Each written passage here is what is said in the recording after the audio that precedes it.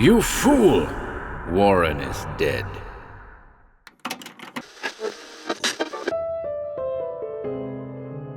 Welcome to HorrorBabble. I'm back again with another Allison V Harding offering, a story that evidently influenced a number of contemporary authors. God in the Dark. First appearing in Weird Tales in July 1944, the story was described as follows. There was a reason why the boy demanded toy soldiers, a reason to be found only in the treacherous dark. We hope you enjoy this one.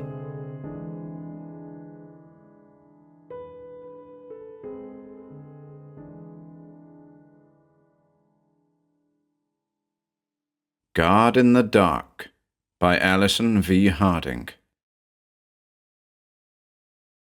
Proudly little Ronald Frost showed the new tutor his row on row of shiny lead soldiers. Soldiers in the painted khaki of the army, in the navy dark blue, and in the blue with red trimming of the Marines. Some were standing, some were marching, some lying on their stomachs, guns pointed forward. "Look at my machine gunners," said the 12-year-old boy to Geoffrey Wilberts as he pointed to another part of the shelf, whereon lay squad after squad of tiny toy figures, each with a machine gun, submachine guns, and light and heavy ones. Geoffrey nodded interestedly and took some of the pieces off the shelf to look at them more closely. "Be very careful," the little boy cautioned, as Wilberts minutely examined a soldier holding the miniature replica of an automatic rifle. "Sure I will. Tell me, Ronald, why do you have so many? You must have several hundred soldiers here." "Need 'em," said the youngster, his mouth setting in a tight line. "Do you like to recreate battles? I mean, fight out some of the campaigns of the war?" It had occurred to Wilberts that perhaps his pupil's mania for toy soldiers had such a significance. "Nope." "Well, what then?" "I have to have them." Ronald Frost turned away from his toy closet with a fist full of Marines. Geoffrey watched him as he meticulously replaced the tin soldiers that had been clustered in groups on the tables and floor of his bedroom. Geoffrey Wilbert smiled to himself. "Ah, changing the guard, eh?" "Yes." "No more than that. Not very communicative." Wilberts noticed that Ronald placed the soldiers in a careful pattern. They formed a circle of toy soldier protection around the center of the room, the center where Ronald Frost's bed was. When Geoffrey Wilberts, fresh from a teacher's college course, had interviewed Mr. and Mrs. Frost for the job, this had been the main thing they had told him that day in the Frosts' pleasant suburban home. "He's not at all a dull boy," said Mrs. Frost with a sort of a perplexed pride. "But he has this fixation about soldiers." "I'd have to tell you what our bill is supplying the boy with these lead soldiers," snorted Mr. Frost. "And besides, I think Ronald is getting about old enough to give up playing with toy things like that." The Frosts had liked young Wilberts and he them. He had taken up residence there as companion and tutor to Ronald. He soon realized that the young Frost lad was no ordinary 12-year-old. The boy was bright when he wanted to be. He had imagination. But with all of this, Geoffrey detected a certain listlessness that was most unbecoming a chap of Ronald's years. He shunned the company of other children of his age in the neighborhood, and although he did passably well in school, his teacher told Wilberts that he would be an honor roll pupil if he would only try. His social adjustments were not at all normal. He detested the games that went on in the schoolyard, and was in the habit of sneaking home after class was out, instead of mixing with his peers in a raid on the local ice cream parlor. "We need somebody to bring him out," said Mrs. Frost to Wilberts. "Heaven knows Mr. Frost and I have tried to do all we can for him." "You might be able to help my son, if I had one, but you can't help your own," quoted Wilberts brightly from something he remembered in a child psychology class.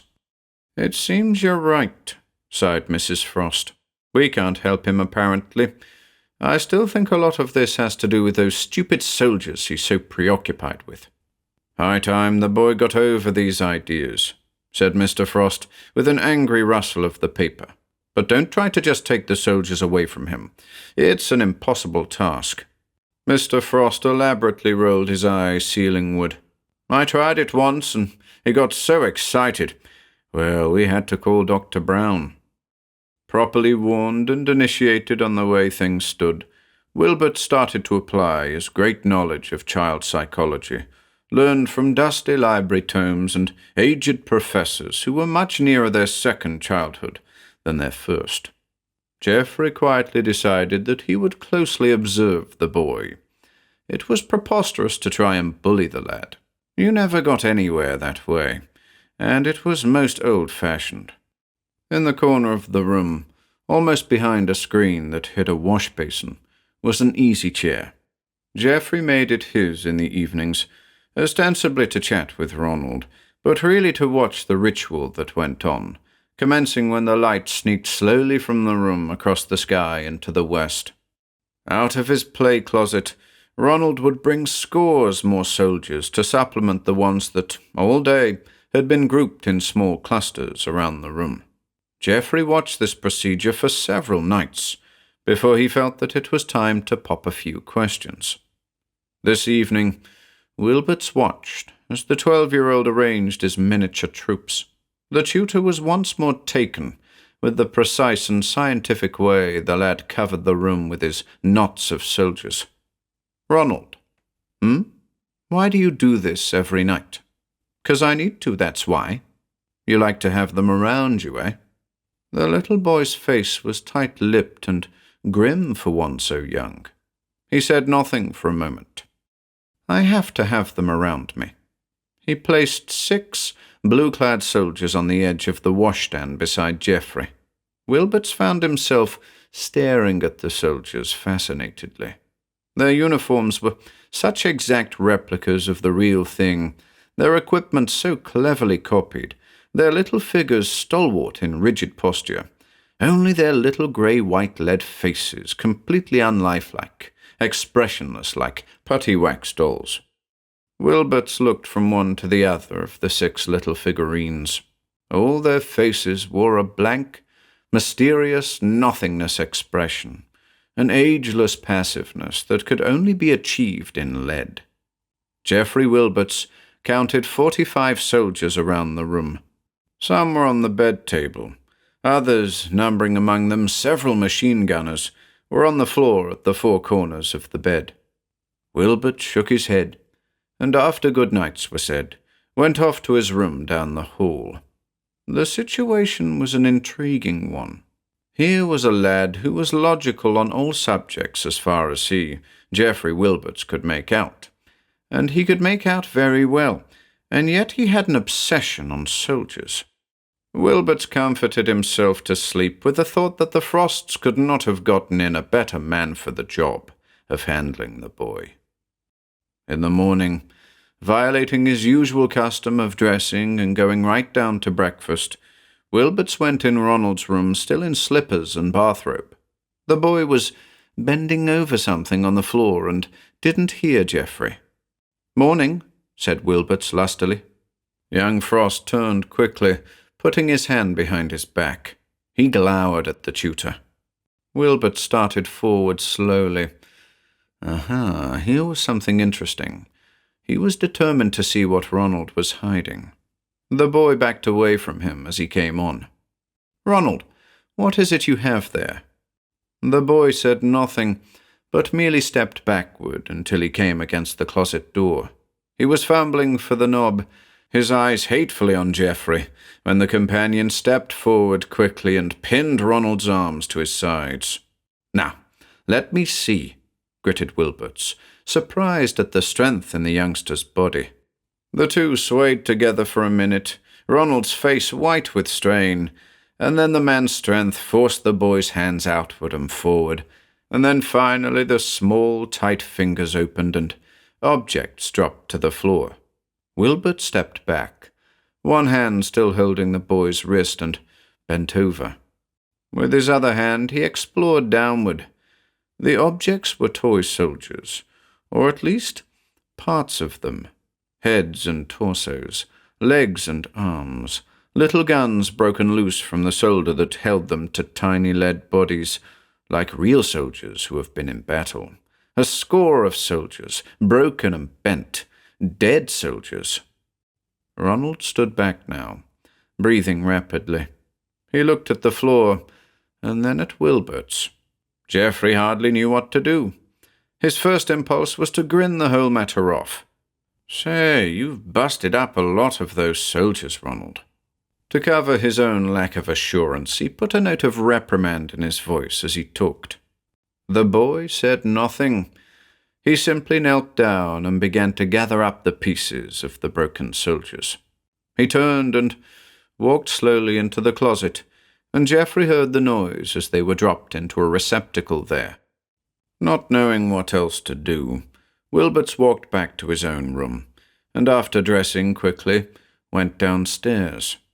Before Ronald arrived, he had poured out his story to Mr. and Mrs. Frost. If his soul needed absolution, he got it from the two. "That's just it," said Mr. Frost.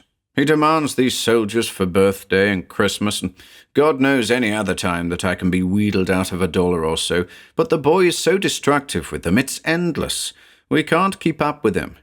"Don't worry about it, Mr. Wilberts." Mrs. Frost also put in her oar. "I just wish you could get him away from those soldiers permanently. I sometimes think they mean more to him than his father and I do." Thus, his conscience surfeited, Wilberts attacked his wheat cakes with vigor, and did not even look up when Ronald stole in a few minutes later with a small good morning to his parents. Despite his smugness and the disadvantage of theoretical training, Geoffrey Wilberts was not entirely lacking in sense. He realized that Ronald, who before had merely tolerated him without question or enthusiasm, now attempted to avoid him as much as possible. This would never do. The first goal for the companion or tutor is to win and hold the youngster's confidence and friendship, both from the standpoint of his future as a teacher and tutor, and for the sake of his immediate pocketbook. It would never do to alienate Ronald to the degree where the Frosts, despite their obvious liking for him, would have to look for somebody else. Obviously, his campaign to win back Ronald's tolerance would have to be centered around the soldiers. On his day off in town, Wilberts paid a visit to the toy department of a large department store, where, after not a little thought, he discovered a set of khaki-clad troops, each with a submachine gun, and led by a nattily dressed officer with holstered revolver. $3. On his way out to the suburbs, Wilberts took the set from its wrappings and eyed the soldiers with satisfaction. $3 meant a good deal to Geoffrey Wilberts. But after all, he philosophized, you have to spend money in this world if you're going to get ahead. He looked closely at the soldiers and marveled casually at the care with which they were made, the uniforms and guns so precisely duplicating the real thing. The same deadpan faces, though. A faint spot of color on the cheeks, and then a lifeless, putty white lead face. Geoffrey picked up the officer and scrutinized him closely. He grinned at the expressionless tiny face, and then suddenly realized that the passenger sitting opposite was eyeing him amusedly. He put his package away carefully and settled back in the day coach with a copy of Approach to Education. Geoffrey Wilbert's scheme worked. "For me?" said Ronald with brightening interest as Geoffrey took the cover off the box, revealing the contents. "Golly!" And the youngster made a grab at the precious package. The lad took the soldiers out one by one, examining them closely. His face was bright, and the look he turned on Wilberts was worth $3 and more. "Oh, thank you. Thank you so much, Mr. Wilberts. I need them so." And Ronald ran off toward his room. It seemed that Geoffrey had scored with his ward, but not with the Frosts. "Now what the dickens did you go and do that for?" said Mr. Frost in an annoyed voice. Wilberts realized that some explaining was in order. It wouldn't do to win back the boy at the cost of the parents' regard. I'm trying to work this problem out, Mr. Frost. This is my line of work, and you've got to let me handle it in my own way. I don't want the boy to think I'm against him." Mrs. Frost took Geoffrey's side. "I think he's right, dear. If Mr. Wilberts can get Ronald's confidence, he'll be able to do more with him." Mr. Frost harumphed. "I think the best thing to do would be to take all those damn soldiers and chuck 'em out." He went back to his paper with an angry rustle. "You know what Dr. Brown said, dear," Mrs. Frost reminded. "The child is emotional." Days passed, and with the gift, Ronald and Geoffrey Wilberts came somewhat closer. Whatever his peculiarities, little Frost was a clever lad, and Wilberts began to see visions of himself receiving accolades as his young pupil went on to take high honors in school. Ronald seemed to resent less Geoffrey's more frequent visits to his room, and the longer time spent there. It was interesting to Wilberts that the new soldiers that he had brought to the boy weren't immediately used. Ronald put them away in the closet. "Aren't they all right?" the tutor queried anxiously. "Oh, sure, but they aren't quite ready yet." "Ready for what, Ronald? I don't understand." The young boy got an impatient tilt to his head. "You don't put troops into real battle without training, do you?" And he levelled a most scathing look at Wilberts that seemed to say any fool should know that. "Oh, of course," said the companion hastily. It was a week afterward that Mr. Frost met Wilberts outside and called him over to the side of the house where the waste receptacle stood. "Look," Frost said, pointing. Wilberts followed the direction of the pointing, and there, in among the throwouts, was a pile of broken tin soldiers, easily 100 of them. "It's a disgraceful waste. I will not allow my son to grow up with such a streak of wanton destruction in him," stormed Frost. Wilberts tactfully agreed with him and said he would speak to Ronald that evening. It was dark outside when the two, tutor and young boy, retired to the latter's room. Automatically, the lad went about his job of placing out the soldier patrols. Geoffrey noticed idly that by now Ronald was using the machine gunners he had given him. Wilberts broke the silence. "I saw a whole lot of your broken soldiers outside in the waste receptacle." The boy showed little interest. Wilberts went on. "That's pretty costly, you breaking them that way, Ronald. I hope you're not going to do that to the ones I gave you." "I don't break them." Ronald turned to the tutor. "I don't break them." "It's an expensive thing to do," went on Wilberts, ignoring the boy's denial. "Why not conserve the ones you have? Just between us, young fella, I don't think your father liked my giving you those soldiers the other day." Ronald paled and came over toward Wilberts. "I've got to have soldiers, Mr. Wilberts. I've just got to. I need more now. Every night some get killed." "You mean you break them?" corrected Geoffrey with a smile. "I don't break them," Ronald cried. "I've told Mommy and Dad that, too." "Well, every morning there are a few more all broken. How come?" "They're dead." "Ronald, I don't break them." "You're talking foolishness, young fella. If you don't break them, who does? And it happens at night when you're in here alone.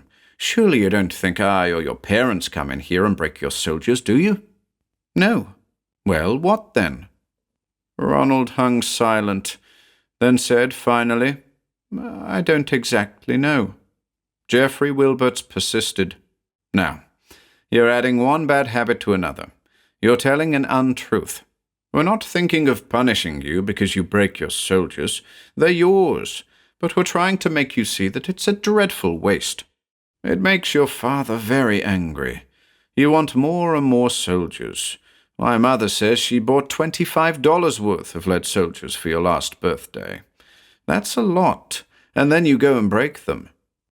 Ronald was nearly on the point of tears. "But I don't break them, I tell you." "Oh, Ronald." Wilberts turned away with a feigned attitude of disgust. "They protect me." "The soldiers?" "Yes. and they get killed protecting me." "Oh, so the lad wanted to carry this fantasy further, eh? And just what is it that kills them? Germans and Japanese, I suppose, right here."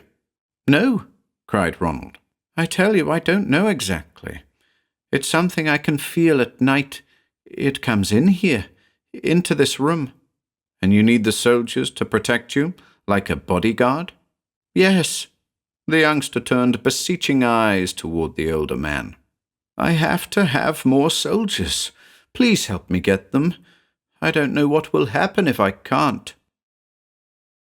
That night, after Ronald had gone to bed, Wilberts had a long talk with the Frosts. "It's my opinion," said Wilberts pompously, "that you ought to have your doctor look over this chap." "Oh, dear. You don't think he's coming down with anything, do you? There's been a lot of scarlet—" Wilberts interrupted. No, I don't mean anything like that. I mean, I think this soldier complex has gone a bit too far. I think we ought to have a doctor." And Geoffrey tapped his head. "Oh," said Mrs. Frost. "We'll get Dr. Brown," boomed Mr. Frost. "I'll call him before I leave for town tomorrow, and we'll have him stop by. I think it's a good idea, Wilberts." On his way to his room, Geoffrey silently opened the door of Ronald's room and peered inside. The room was dark, and from the bed came the sound of the boy's breathing, deep and irregular. Certainly nothing going on now. At least sleep kept him from playing his games. As he turned softly to go, his foot almost struck a lone soldier on the floor near the door.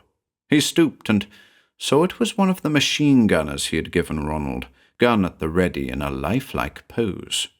Wilbert smiled and tiptoed into the hall. Dr. Brown, prototype of the solid, jolly, optimistic country doctor, was in the next day in the late afternoon. He examined Ronald thoroughly, and came downstairs with the opinion that the young chap was high-strung with a nervous constitution, but physically he's sound, nothing to worry about. After Brown had huffed and grunted his way into his great coat and departed, Wilberts thought seriously about telling Mrs. Frost that the country practitioner wasn't exactly the kind of doctor he had had in mind when he'd suggested that somebody look at Ronald. But Mrs. Frost seemed so carefree since the physician's visit and verdict that he decided to put it off for a while. And when Mr. Frost came in at night and received the news, he snorted and said, "Just what I thought. There's nothing the matter with the young scalawag. He just needs to be taught some good common sense," and looked meaningfully at Geoffrey Wilberts, who thereupon decided to put off delivering his opinion of Brown for good. Time passed, and Ronald's pleadings for new soldiers became incessant and frenzied. "But it's not nearly Christmas yet, Ronald. We can't be buying you things every time you have the wish," Mrs. Frost reasoned. "And for Christmas it's time you wanted something like boxing gloves or a fishing rod," roared Mr. Frost to his son. "No more of these soldiers, my boy. That's for children. You don't want to be like a child now you're 12. It was increasingly evident that night by night Ronald's troops were being thinned out by some contrary or destructive process, reasoned Wilberts. Late one fall evening, Ronald did something unprecedented. He crept into Geoffrey Wilbert's room. The tutor was moved by this visit from the boy, and adopted his most friendly attitude. "Well, hello there. Are you still walking around at this hour?"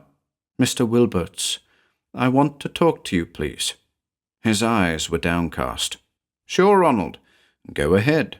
And Wilberts dropped the book he was reading and smiled in friendly fashion at the youngster. The boy stood for a moment unsurely in the center of the floor, and then looked up from his slipper toes and at Geoffrey. "It's about the soldiers," he breathed out.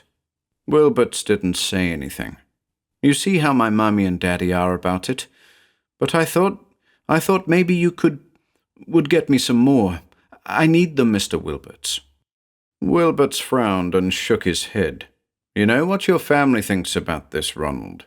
You wouldn't want me to do anything behind their backs, would you?" "It's that I don't have much more," pleaded Ronald. "After a few more nights, I don't know what'll happen." "Nonsense," expostulated Wilberts, not understanding what the boy could be going on about so. "Just stop breaking them and you'll have enough."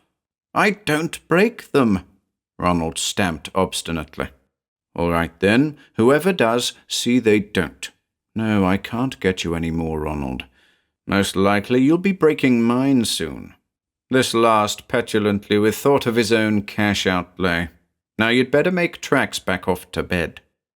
Without another word, the little boy turned and went off to bed. The next day, with Ronald off at school, Geoffrey took the opportunity to investigate the closet where the boy kept his precious soldiers. He noted that stock of lead soldiers was truly low, and in a metal basket at the corner of the room were the broken parts of several dozen soldiers. It was wrong the way the boy kept breaking them. Why couldn't they be fixed up? That night, when Ronald was setting up his soldiers, all that were left unbroken, Wilberts brightly said, "The thing to do is to solder the broken parts together. Don't just chuck them out that way. How about it, Ronald?" The boy turned toward him. "Don't you see? That doesn't do any good. When a soldier is dead, he's dead. You can't stick him together and make him a soldier again. He's just a statue." "I give up," thought Wilberts. The next morning, Geoffrey found the boy picking up the usual broken and twisted soldiers. More than ever, the lad's bedroom looked like the scene of a horrendous battle. The thought appealed to Wilberts. World campaigns fought on a small scale with toy soldiers. It was intriguing. All through the day, the boy moped, showing little interest in anything. Dark circles under his eyes testified to the fact that he had not slept too well. He answered solicitous queries from his mother asking how he felt with short replies. As night approached, he excused himself and went upstairs early. Mr. Frost harumphed the whole business off. Mrs. Frost thought maybe he was coming down with something. Geoffrey Wilberts, after saying good night himself, decided to go upstairs and see what was going on.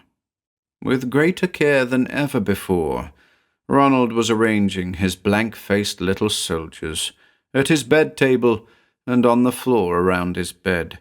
Geoffrey sat in the chair by the washstand and watched, ignored by young Frost. "You haven't very many left," accused Wilberts. "Not enough tonight?" "Not nearly enough," replied the boy, half to himself. The preparations went on for some time, and then Ronald undressed himself and got into bed. "Good night, Mr. Wilberts." Somewhat taken aback at the lad's perfunctory attitude, the tutor mumbled good night and left the room. Several hours later, in his own chamber, it sleepily occurred to the half-awake Wilberts that it might be a good idea to watch the youngster for a while. And when he got up in the night to step on his soldiers in some perversion of fantasy, why, Geoffrey would catch him red-handed.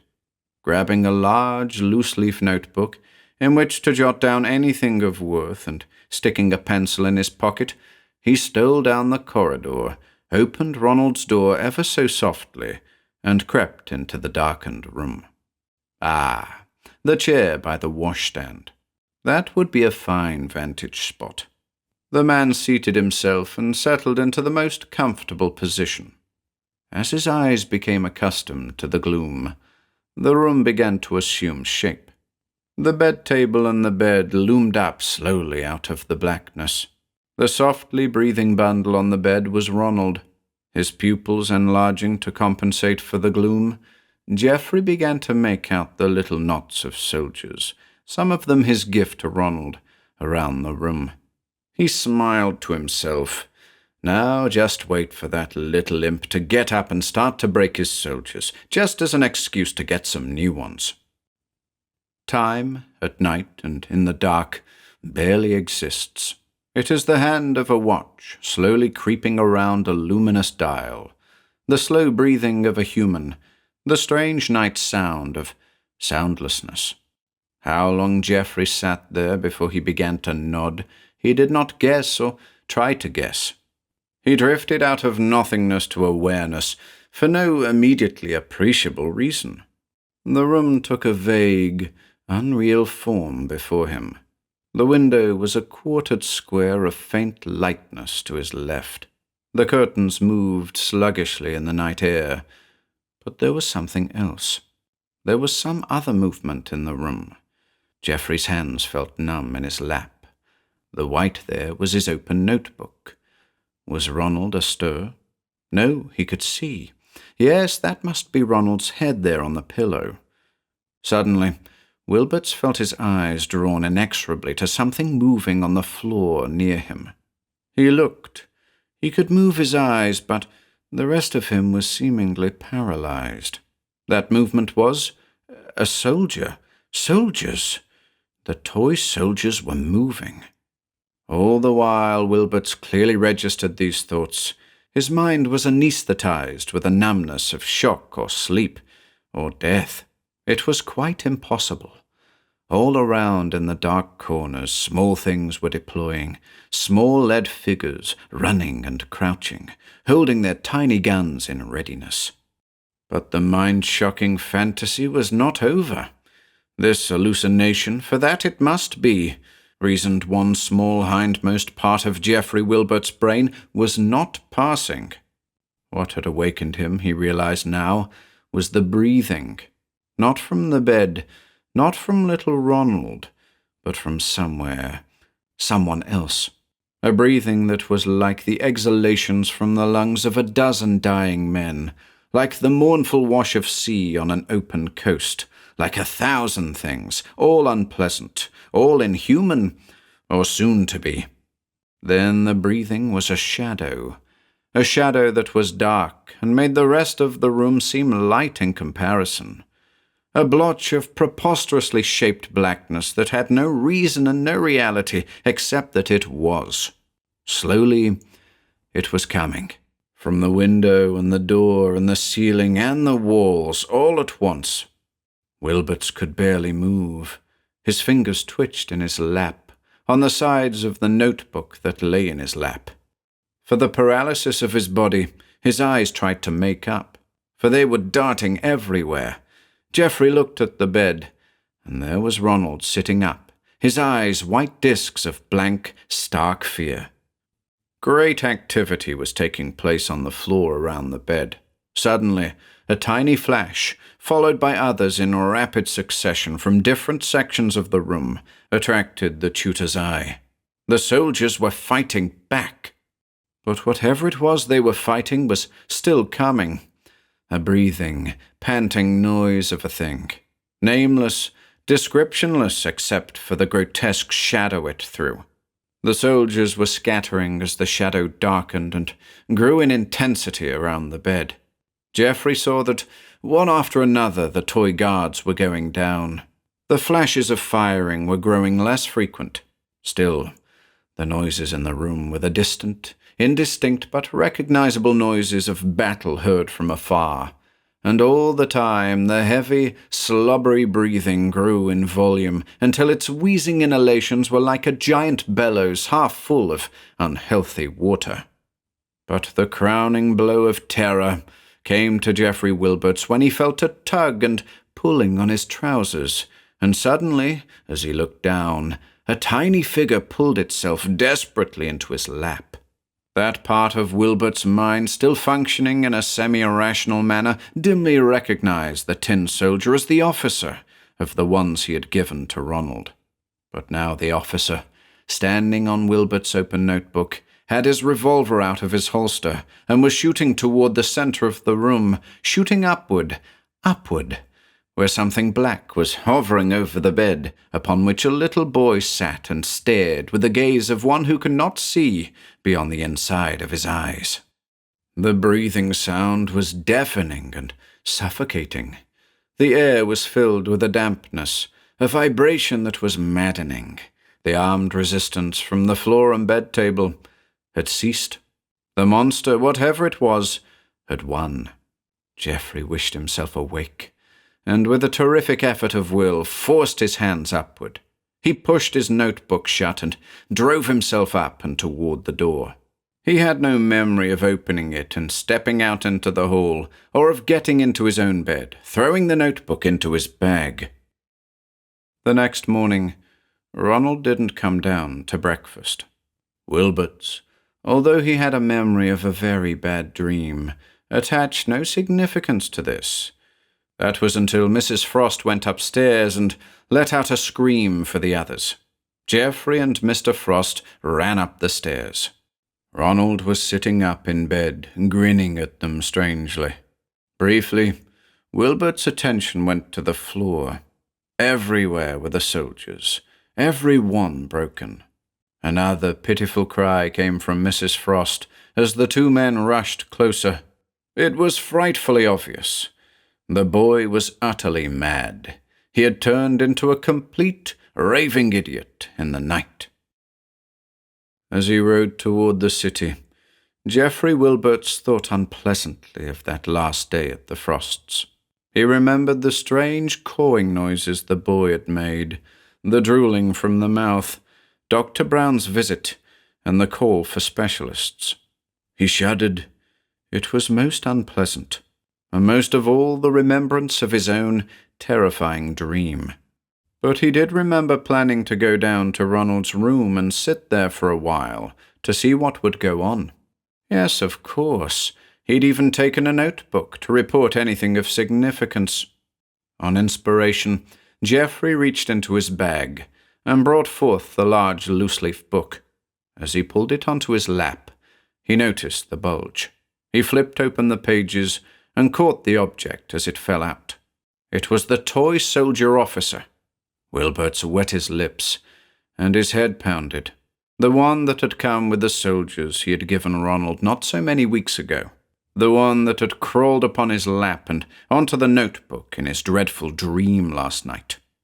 Wilbert's mind worked slowly over the details, chewing each fact slowly, while his face tingled and dampened. He brought the soldier closer, much closer to his face. Wilbert's fingers trembled. It was all quite impossible. The tiny lead face should be a blob of expressionless putty and paint. But it wasn't. Instead, the toy soldier's countenance was frozen in a grimace of unspeakable horror, rivaled only by the face of the man so near its own.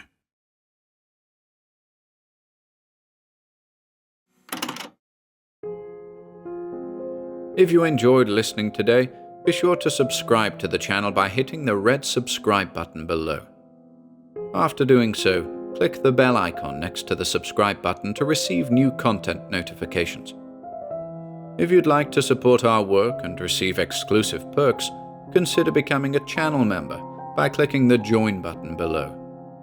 To support us in other ways, see the video description for links to our Bandcamp and Patreon pages, our merch store over at Teespring, and further information relating to our releases on Audible, iTunes, and Spotify. And until next time,